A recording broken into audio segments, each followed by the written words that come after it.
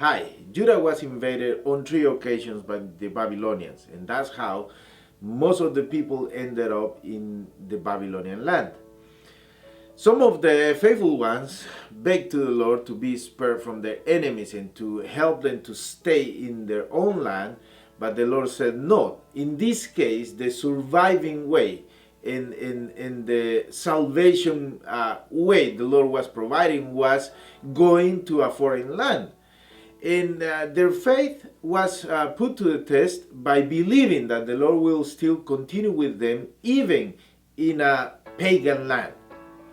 Of course, like every time, there were some saying that the Lord had forsaken them and that they will stay forever in Babylon, when the prophet said it before that it will be only 70 years.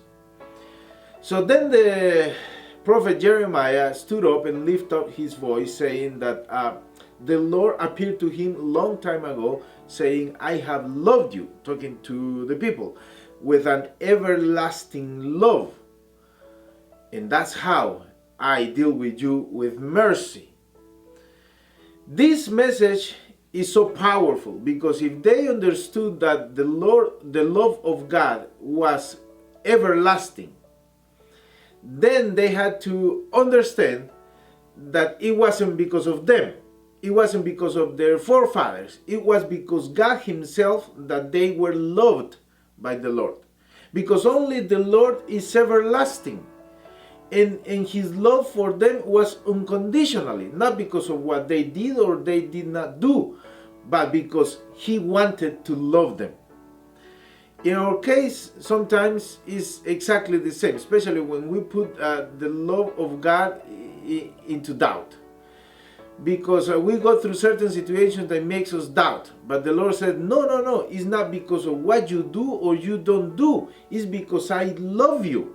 It's because I just decided to love you. And His love to us is unconditionally. There's nothing we can do in order to stop God to love you. There's nothing.